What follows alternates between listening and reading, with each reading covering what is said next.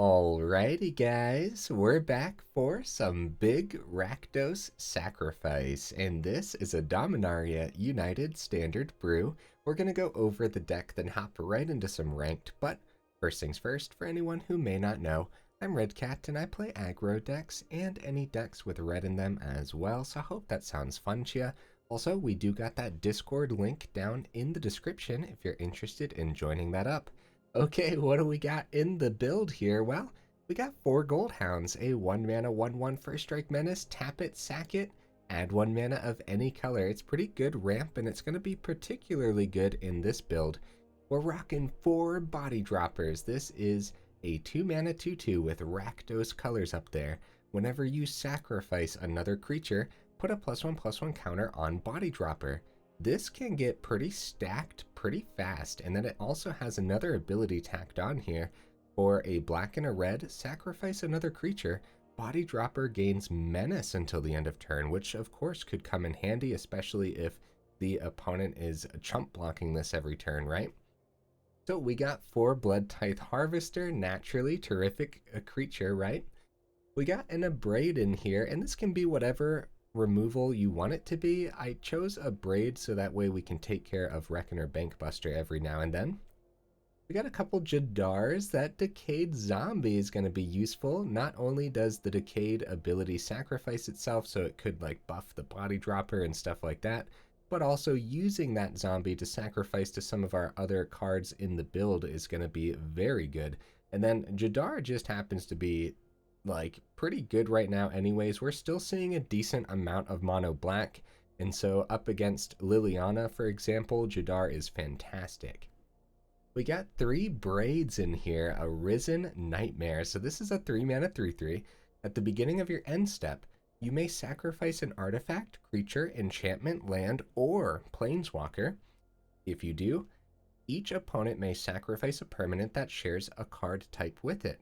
For each opponent who doesn't, that player loses 2 life and you draw a card. So Braids is probably going to put in a lot of work here, and I hope we actually get to see it today. I think the last time I played with Braids, I don't think I got to draw it, or if I did, it got removed right away.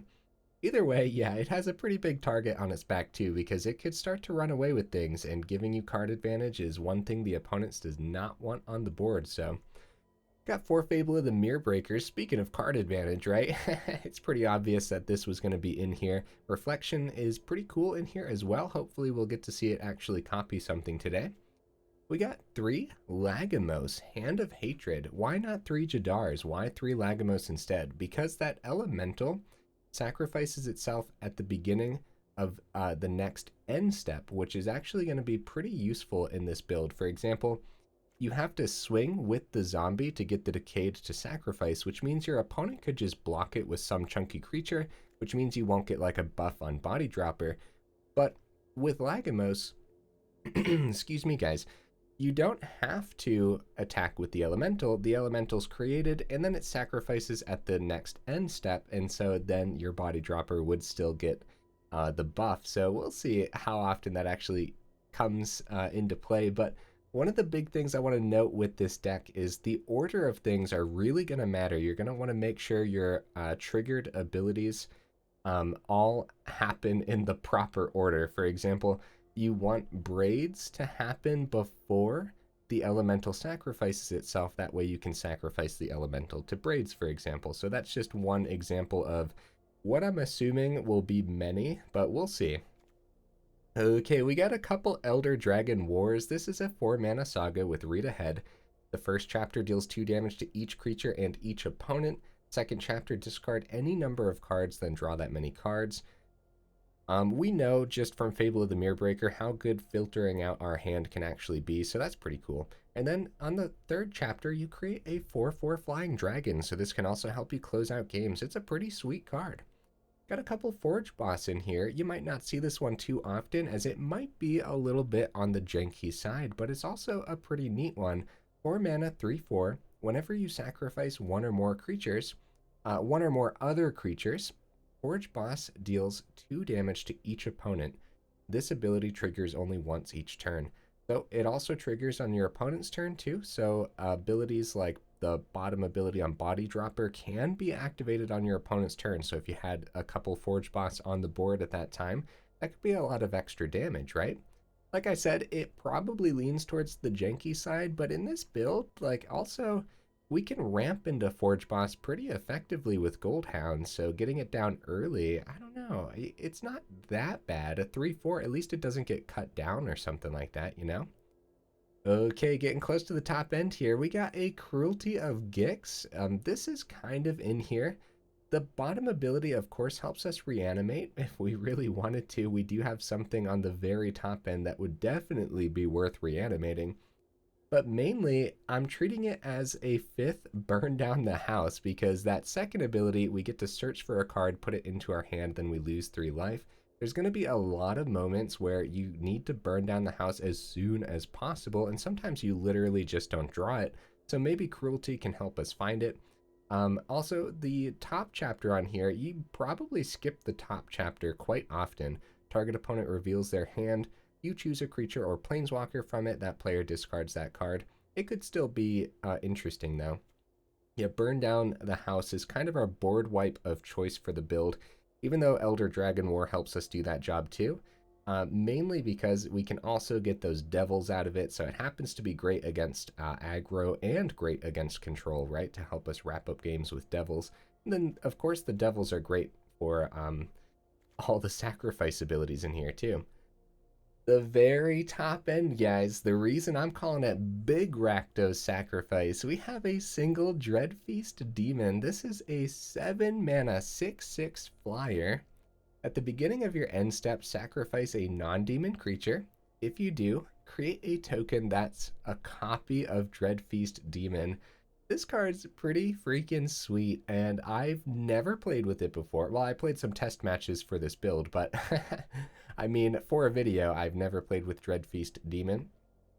Yeah, it's very powerful, but very expensive. And so what you usually see people play, if like, for example, if you're playing a 7 mana card, then you're probably playing Titan of Industry or like a Toxrill or something, and those are just game-changing cards when they hit the board, right? Where Dreadfeast Demon isn't necessarily game-changing when it hits the board, and then it's as easy as the opponent dropping an Infernal Grasp. So, is it a little janky? Sure, but it looks like a ton of fun, doesn't it? Okay, mana base, guys, we do have all 4 of the Bloodfell Caves. It will slow us down sometimes, like no turn 1 Goldhound could be a problem, but it's also going to be pretty necessary. Look at how greedy this is, man. Like, 8 of our 2 drops have black and red in it, so I don't know how often we're going to get slowed down by that and how often we'll have to just play a 2-drop on turn 3 instead. Hopefully not too often, since we do have all the caves. Of course, Sulfurous Springs, Haunted Ridge, we're rocking a Crucible and an Abandoned Mire in here, of course. Honorable mentions, guys. Valdaran Epicure could be sweet in here. Obnixilis, obviously, and Henrika. All 3 of these cards could be sweet in here. I couldn't find room for them this time round, so... Okay, hopefully I went over the deck well enough. One thing I want to mention is, for me, sacrifice decks are very hard to play, so I'm a little nervous. Hopefully I play it well enough for everybody. I just kind of wanted to bring that up before hopping into some ranked, but either way, let's see how we do.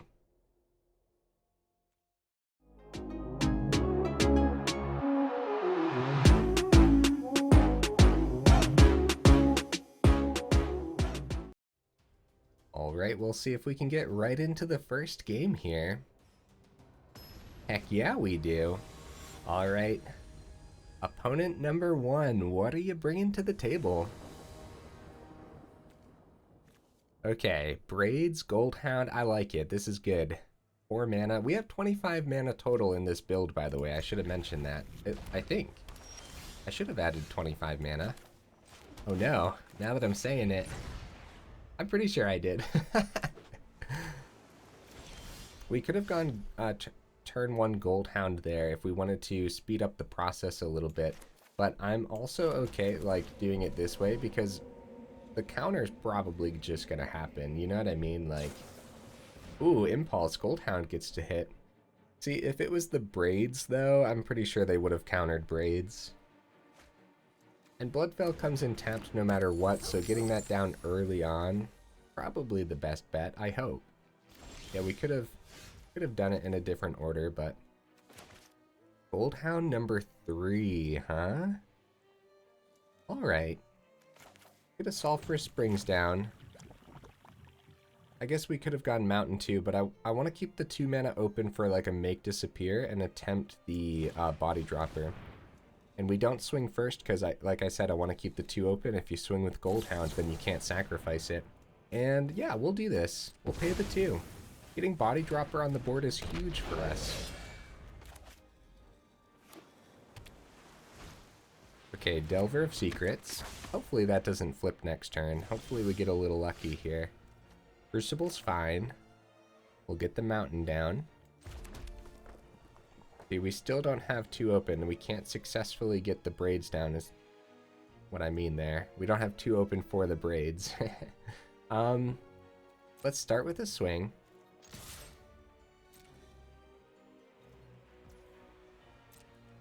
Okay, do I want to try the Braids anyways? Or do we just know for a fact it's going to be Make Disappear? I guess going Goldhound is a little bit safer. And then also having Goldhounds to sacrifice himself, of course, works with the Body Dropper too, so... We'll see what ends up happening here. If they flip the Delver, I think they keep it as a blocker now that we actually have the Body Dropper as like a decent threat, honestly. Of course, at any minute they could always like Fading Hope too, so excuse me guys. I apologize. Yes, they didn't flip the Delver. Wow. That's been happening a lot recently. Getting a little lucky with Delver. Well, I guess more so the opponents are getting unlucky. They're going to keep the 3 open, pass it to us. Lagomos is decent. Going to keep the Crucible. So Lagomos is something we could do if we wanted to have a swing here, and I think that's perfectly fine, huh? Especially since Lagomos on the board before Braids makes more sense. Yeah, this is a great swing. Both of the Goldhounds have Menace too, so could actually get the Braids down still this turn. Pretty sure they're saving a I'm gonna Fading Hope the Lagomos, and they still have 2 open over here. That's a shame. Okay. We still full swing here, I think. We could play a card again, but yeah, keeping the 2 mountains open, like... Yeah, we could try. We could try getting Lagomos down, because... No, we'll play it slow. We'll play it slow. It's really slow. But it's something. Like, I don't want to necessarily lose either of these cards, and if we draw an untapped mana or something, then we could successfully play both of these. Okay, there's their insect. Consider, yep. I guess they're looking for a land here, right? That's what I'm assuming. That's the only real reason to consider on their turn, I would think. They did find that island. Passing it back to me. Alright. There's our untapped land. But like I said, now we're going to have the 3 open for the Braids too. So let's start with Lagomos since it does affect combat. And a basic counter here is not bad because getting Braids on the board. Okay. So Crucible's pretty good too. Because it buffs the Body Dropper. I'm expecting something to get bounced back here. Okay, another Fading Hope. And then they still have 2 mana open over there. Okay. It's a tough decision, guys. Tough decision. Like, do we play around Make Disappear, or... I guess we go in again. Let's do this. A little bit of damage. Yeah, they didn't want us to have the 2-1. There's the make disappear, and we are going to sacrifice the Goldhounds for the Lagomos because Body Dropper gets a big buff here. This is so worth it, guys. 6 damage on the board now. Braids in hand, Crucible in hand. Everything's great here, man. Now I'm expecting Fading Hope. They already used 2 of their Fading Hopes, though. Body Jin, okay, that blocks the Body Dropper well, but we can give Body Dropper Menace too, so Jadar's pretty cool. I think I prefer Crucible, since we'll have 3 open. I guess we'll use the Body Dropper's ability too. Can always sacrifice the 2-1 from Lagomos too, though. Yeah, I think I like that more. And then try to get the Braids and the Jadar down this turn, maybe? It depends. It depends what this last island is. Because it could be a 3rd Fading Hope. These decks are so hard to play around, guys, because now in just a couple turns they could win. Next turn they could technically win. There's probably a way for them to buff Jin enough. Maybe not that much, but yeah, maybe. Like maybe a Thirst for Discovery, discard 2 instants or sorceries. Maybe like a Consider. We're probably safe at 17 life. Probably.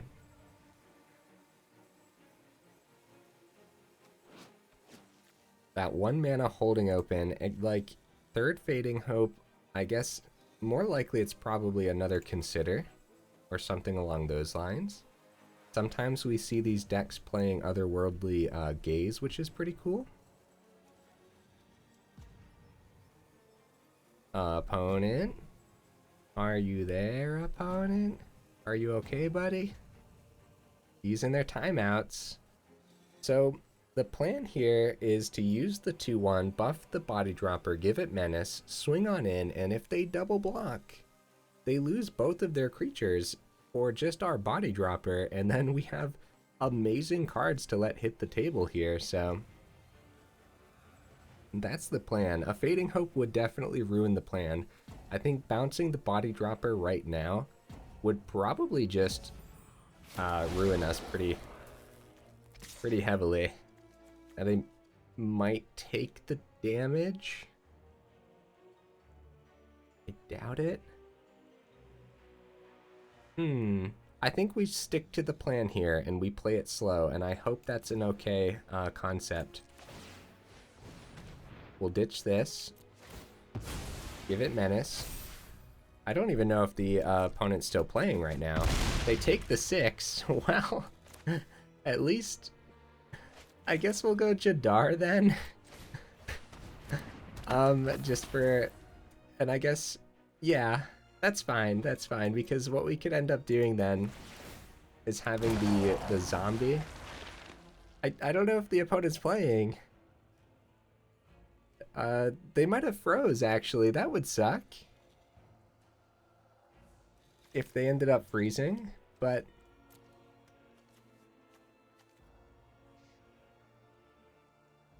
so they had the 1 mana open, and Haughty Jin, instant and sorcery spells you cast cost 1 less to cast, so the Jadar was a safer bet because it could have been a 3rd make disappear as well. Speaking of which, yeah, since they could play their 2 mana instants and sorceries with that 1 island, what else could that have been that was keeping them open? I guess another impulse and stuff? It looks like the opponent's not here, guys, which kind of sucks. I mean, it is what it is, though. I'm definitely going to keep this match in here because we got to showcase Body Dropper and Goldhounds did a thing. 3 Goldhounds this game. It's pretty awesome. Yeah, GG opponent. GG. I hope they didn't end up freezing. Well, I mean, I guess... I guess I don't know what I hope for in the long run, because it would be better that they froze and over being like extra salty and just like leaving the game or something. I guess, right? I don't know which one would be better, actually, because I don't want the opponents to freeze either. I obviously want to play the game. Alright, what you bringing to the table, opponent? Hopefully not mono blue. Man, those decks are hard to play against. Ooh. I don't know about this. Oh, the opponents go first too? Okay, this might be a mulligan. Look, we have removal. We have the Goldhound, potential into Lagomos or something. But not seeing... You know what? We'll try it. We'll try it. You know, like... We might actually enjoy this hand. A turn 2 Lagomos is pretty sick, though. That's like the main reason to try it. Okay, Rafine's Tower, so probably some Esper mid-range. We're seeing a lot of that recently. Getting Denick down. We're definitely going to drop the Abrade on the Denick. Oh, yeah, body dropper. Yeah, really risky hand. Yeah, we'll do this because these decks run Make Disappear and such. Now Goldhound has Menace, so we could have swung, but Denick is a problem as the life gain overall. Yeah, there's Rafine. Hey, we got a Haunted Ridge. Let's go, guys. Elder Dragon War doesn't hit Denick either, so yeah, there was a lot of problems with that. Alright, Goldhound Menace, and get that Lagomos down.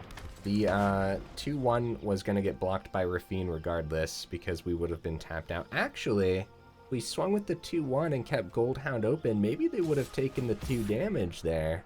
We might have been able to cheese an extra damage in there. I doubt it, though. Because, oh, yeah, no, this has Ward 1, so if we had, like, a Play with Fire, they would have been fine if we kept the Goldhound open because of the ward. Gonna Infernal Grasp. Okay. A Mountain. We have Cruelty open here. What do we want to find? We have Burn Down the House open too, and getting rid of Verfine before it gets too buff is probably the best bet. That kind of sucks.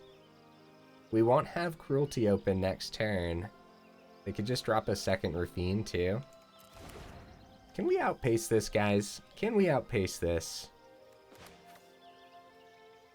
Let's go Elder Dragon War. And we're gonna probably ditch. That is sticking. We're gonna start at 1, I suppose, right? The dragon would be pretty cool too. But I'm thinking filtering. That hits our Goldhound, guys. I'm crazy. Oh my goodness. My brain thought it was only hitting the opponent's creatures, and that's particularly bad. And Shieldred just got even worse. Oh my goodness. Hey, a swamp. Nice.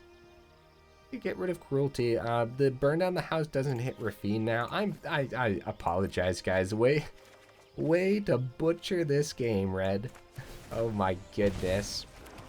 Well, we could take out Shieldred now. We took extra damage from the Shieldred too. Yeah, this one's my fault, guys. I apologize. What on earth? We're just gonna get some devils down and try to block for a turn here. So what's interesting, if they double swing target Rafine, we could triple block the Shieldred and take that out, but then they get to discard twice on Rafine. And so it's probably going to be 5 damage swinging in. So yeah, I went Elder Dragon War thinking I could take a couple extra turns here. The truth of the matter is... 1, 2, 3, right. They had like another creature to block on the ground here, then we'd only block Shieldred twice. Rona's Vortex, that makes sense. Yeah, these Esper mid-range decks are gonna be tough to beat either way. But yeah, the play was probably take out Rafine as soon as possible. The good news is we do get a 4/4 dragon here, which does block the Rafine, and we could get more blockers for on the ground too. I really doubt we're gonna survive here, guys. This could be a make disappear too. Oh, that also works.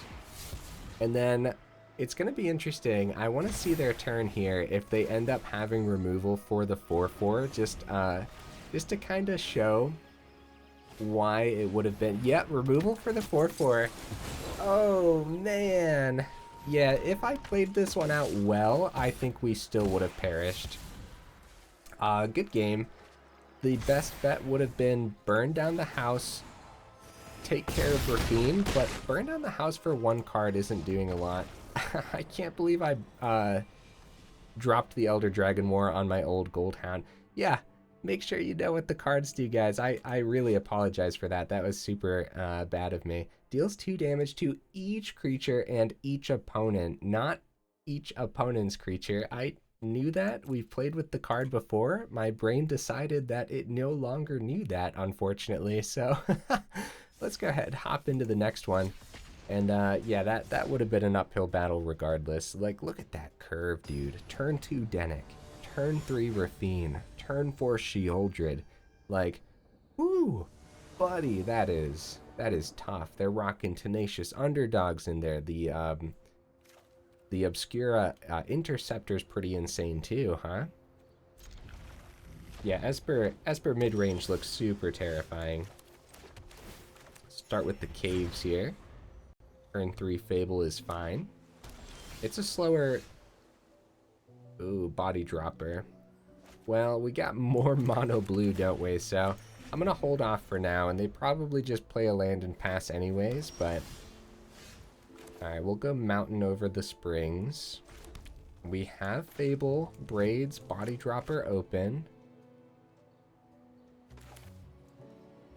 Fable's definitely going to eat a counter, but Body Dropper might hit the board here. Could also save it for next turn, but them having even more mana.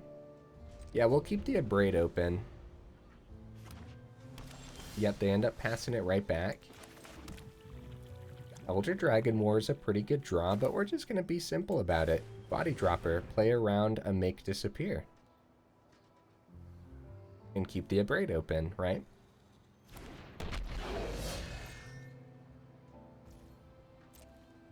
Now, I don't know exactly who's favored, but I can only imagine that Mono Blue is going to put up a pretty tough fight. The Braid's still open. They end up keeping it all and passing. We got the 5th mana. Not bad. We're going to start with a swing here. Going to take the 2. Alright, let's get the Fable down. Have 2 mana open for the Make Disappear. We know Mono Blue rocks Spell Pierce sometimes too, so 2 open for that. Also, Negate. Main board negates and Essence scatters or captures. I forget exactly what it's called right now. Syncopate for 3. Okay. Syncopates are also a counterspell that Mono Blue runs. They'll have the Abrade open to potentially take care of one of their creatures. Thirst for Discovery on their turn. What are they searching for other than a 6th mana? I guess drop the 3rd island, or yeah, the 6th island, I guess, and then get a Haughty Djinn on the board, maybe? Abrade doesn't hit the Haughty Djinn. Or Toughness. Burn Down the House does, though. If they tap out for Haughty Djinn, we probably do burn down the house. I think I learned my lesson from the last game. Gonna be a Delver. Okay, we'll try the Abrade on the Delver. And if they counter this, then they're tapped out, and we might be able to drop a bunch of goodies on the board next turn. Delver is in the grave now. Okay, nice. Haunted Ridge, I'll take the mana. I'll take it. Forge Boss could be good. We've had to play so slow. Fable hitting the board would have really changed the pace of this game. 2 mana available.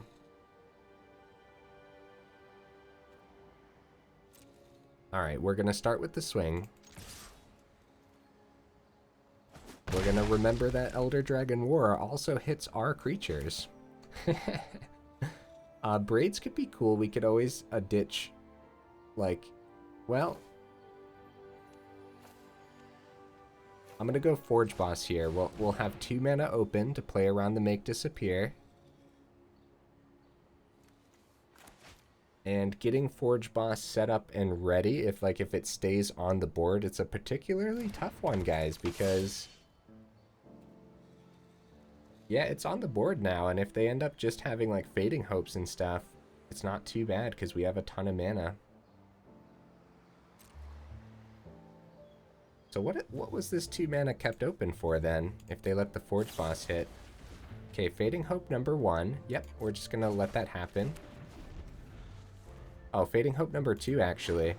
There's one in their grave already from the Thirst for Discovery, which they keep doing on their turn. A little shocking. I guess they're looking for creatures to play then. Oh, Tolarian Terror. Okay. I'm not that terrified of that right now for some reason. I probably should be. We could always drop the Burn Down the House. We could. I think Body Dropper can get over Terror, though. Alright, let's go Forge Boss. Oh, this isn't sticking anymore, guys. This is not sticking. Crap, I wonder if Burn Down the House would have been better then. Next turn, we want to get the Burn Down the House. We could ditch a mana, but I don't think we do.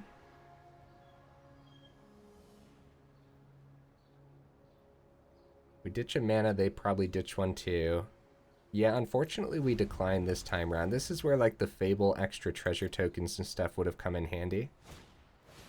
Okay, Hottie Jin. Yeah, Burn Down the House is looking like it's going to have to be an actual Burn Down the House, but then does it actually hit? Probably not. So the Menace could be good. I guess Devils? Man, I am really conflicted, guys. I really am. Let's attempt Devils. As scary as that may be. Yeah, it makes sense now why they're doing Thirst for Discovery on their turn, looking for their big chunky creatures, right? So we could give Menace. Do it on the opponent's turn too. We could drop the other Body Dropper. Could attempt it. I don't think we swing. I don't think we swing. It's tempting to swing in with Devils, but we're going to use them for other goodies. So let's get the second Body Dropper down. It actually hits. All right. Devil number 1. Ping Face. Forge Boss pings face for 2 as well. Body Droppers both get a buff. The opponent ran out of counter spells? Question mark. Right? Down to 11.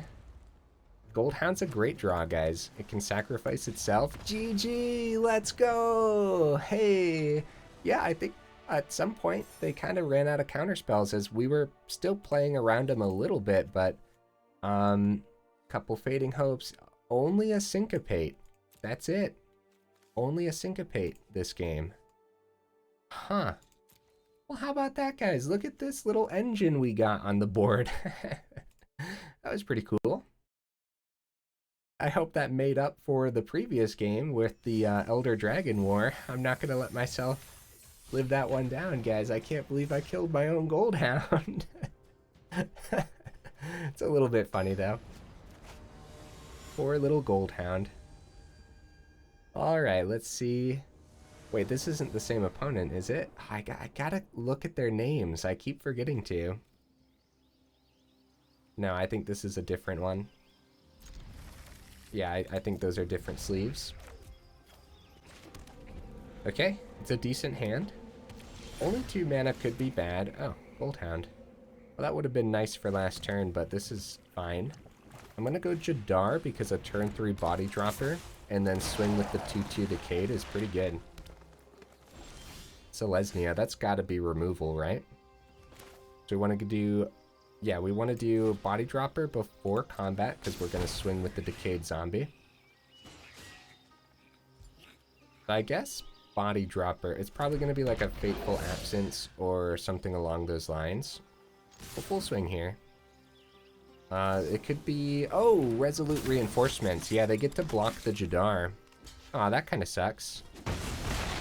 Yeah, losing Jadar isn't the greatest, but at least we still have our 3/3 body dropper. Yeah, that was greedy, guys. I shouldn't have swung with Jadar.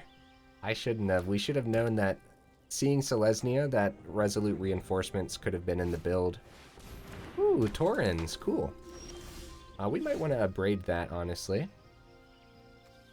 Although the training isn't happening yet, and I doubt they have haste.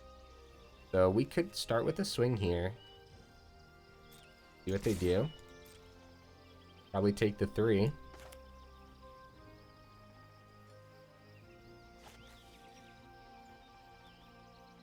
If it's a double block, then we definitely do the Abrade to save the body dropper. Okay, so they're going to take the 3. And the double Goldhounds is pretty tempting since we're kind of struggling for mana. Elder Dragon War could be sweet against a deck like this, but yeah, I guess I kind of convinced myself. If we double down on Goldhounds, they work really well with body dropper too, so I'm completely okay with this. And then we have the Elder Dragon War for next turn if they don't kill a Goldhound. So Selesnya tokens, they need to buff their board state as soon as possible, so that way our little tiny board wipes like Elder Dragon War doesn't affect them. They're gonna swing with Taurens here, which I'm assuming they have removal in hand. So I'm just gonna take this too. Like, it's just 2 damage. I know we have first strike and everything, but if they remove a Goldhound, and yeah, if we lose that much ground, that could be bad. That's probably a Wandering Emperor then. Wandering Emperor. Definitely takes care of body dropper.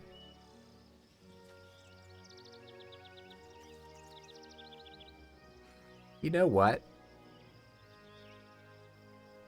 I'm gonna full swing. Not seeing mana here is a little weird, but overall we're fine. Like, we can function properly. Oh, Fateful Absence. Okay. That's fine too. I was pretty sure we could try to draw for a land here too, but I'm not going to, I don't think. Yeah, these both have Menace, so they're hitting. And I think the Bloodtithe Harvester is a little bit better than searching for that 3rd mana that we might not get. Now, if we wanted to go less damage, I guess Fable of the Mirror Breaker could have been great to drop there too, but... Okay, that's a nice wide board state. Elder Dragon War, huh? Okay. The training, I guess? The big problem here... Let's see, we're gonna -2. We don't know what's in their hand. I'm just gonna take this damage, guys. Because we don't know if they're gonna buff one of their 1/1s and take out Harvester. There's a mana, that's good news. So we're gonna hit Adeline. Right, we have to do this before we do the Elder Dragon War. And the Elder Dragon War is gonna hit both of our Goldhounds, so we gotta sacrifice those so we can at least have the 1 mana open. Yeah, we just don't know what's in their hand, so... It could be... Oh my goodness. Oh my goodness, guys. It could have been like a Tamio safekeeping or anything like that. So we have the blood token open. I'm just going to keep it there. We don't necessarily need it. Wow, so Guardian Savior. If that was their top deck, now that might have just been in their hand already, okay? But if that was their top deck, oh my goodness, that's so good. Instantly reestablishing their board state here. Guys, I think we're gonna use that blood token on the Forge boss. That's insane. Oh man, that's so cool, opponent. Keep the Abrade so we can hit the Savior. We're kind of searching for, yeah, I guess more mana. I guess Elder Dragon War helps us out here a little bit too. Abrade, yeah, falling behind on mana wasn't the greatest. We have to hit Savior with the Abrade. I'm pretty sure we have to do that. I guess we submit 0. It feels a little wrong to do that.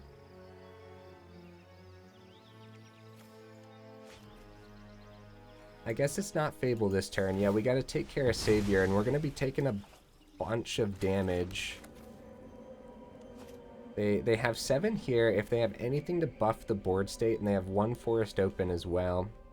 I don't want them to draw into like a Tamiyo's safekeeping, so we got to try it this turn. Okay, 4 mana, anything to buff a wide board state, and we are dead.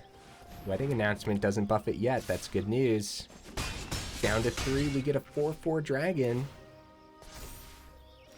We get a draw, though. Oh my goodness, another Elder Dragon War, guys. Oh my goodness. Let's go, guys. We should probably just play it now. Even though Wedding Announcement's going to help them out, we should probably just play it now. Like, we're at 3, so we don't have too many options here. I guess we'll play this as a mana since we might see another land next turn, and then we can play 2 things. Another Resolute Reinforcements. Oh man, the opponent's deck's a little scary, but both Elder Dragon Wars was really good. Taking 1 damage here. They're going to draw off of Wedding Announcement again. Ambitious Farmhand. This is an uphill battle, guys. I don't know if we're going to make it out of this one. The only thing I can think of is seeing more board wipes would be okay. Braids is fine. Look at how wide they're going, and they're going wide so fast, too. Lagomos, 2. We're going to be taking 2 no matter what, so we can't keep the Lagomos Elemental. We'd have to play both of these, so we'd have to get a mana. So you know what? I'm ditching all of it. Let's find that other board wipe. We have 4 burn down the house in here. Body Dropper. Alright, Bloodfell Caves gains us a life. So now we take 2 and we have 2 blockers. So we might actually survive because of the Bloodfell Caves, but I doubt it, right? They've got to draw the cards that buff their board state at some point, right? Right now it's just going wide and going wide really well. Woo, buddy, they're going to see it. They're definitely going to see it. Look at how cool the opponent's deck is, guys. Massive props to them bringing this over in ranked. Oh, yeah, Elspeth puts it... Wait. We have a flying dragon, though. I was going to say that now they can fly on in for extra damage, but... yeah, we might still be okay here. Let's see what they hit. Brutal Cathar would do it.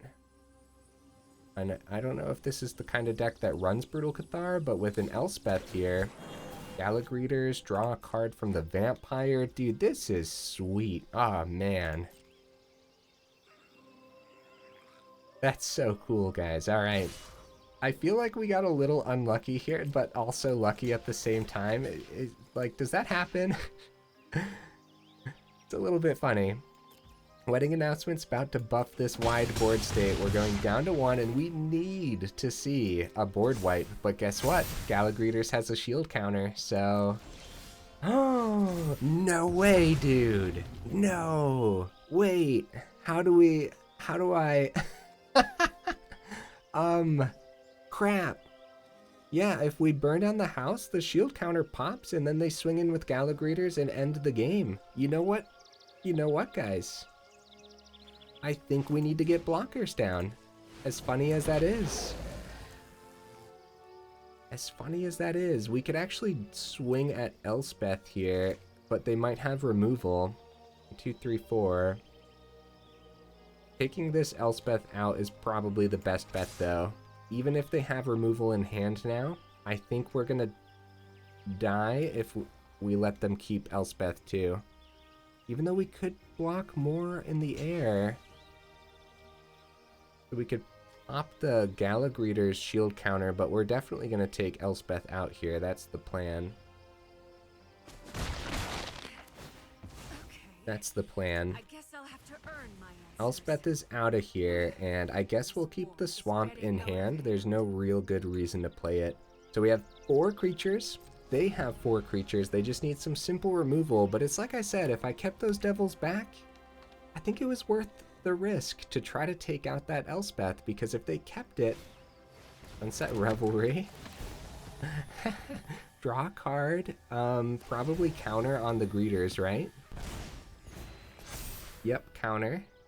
This is crazy, dude. Selesnya tokens looks like so much fun. I hope they're having fun. I know it can be super frustrating to have an opponent just chilling at 1 and still surviving somehow. I know how frustrating it can be, but yeah, the shield counter, like, oh man, don't underestimate Elspeth Resplendent by any means. Yeah, other words, that burn down the house would have been nasty, but they would have been able to reestablish a board state pretty well. Look, wedding announcement, hopeful initiate. Welcoming Vampire is an absolute menace right now. Being able to draw all those extra cards every turn. This is insane, dude. I can't imagine a way through here. A Bloodtithe Harvester, that's alright. That's an alright one. But I believe that is finally game, as all they gotta do is full swing. They don't know what's in our hand. Oh, we could search too. Alright, let's search, because we'll have 3 mana open. See what we find here. Because we could Lagomos. Wow. Wait, 1, 2, 3, 4, 5, 6, 7, 8. 1, 2, 3, 4, 5, 6, 7. Yeah, they still have more creatures than us, and we can't keep the elemental, so... Wait. Since we're dying, we could full swing. For fun. But what if they don't full swing next turn? Nah, there's no way. Let's swing. Let's have fun with it. That's fine. It's fine, guys. This one was the opponent's. Like, it's a pretty cool full swing because it's 8 in the air, so it is kind of forcing some blocks here. That's still 12 damage going through. Yep, there they go. Now that... Yeah, now they're safe. That is 10 damage. Huh. You know, they got pretty low there, guys. Maybe at some point earlier in the match, if I had a little bit more aggression. This was sweet, though, dude. I feel like we got lucky and unlucky at the same time. Like, that Guardian Savior was insane after that first board wipe, but then we drew the second board wipe. But it didn't really matter. Like, they were able to just pump those creatures on the board. They're still blocking over there, so I mean, maybe they're blocking stuff to be safe, I guess. And they had a... Wait, is that all 4? That's all 4 Resolute Reinforcements. Oh, you know what else, guys? If I didn't swing with Jadar early on, what if that would have changed the outcome here? Guys, what if that... Like, look, they're at 3. What if the Jadar would have helped us enough? I don't know. I'll have to go back and watch this match and see. That's pretty funny, though. Hey, great game, opponent. I actually had a blast with this one. Very cool.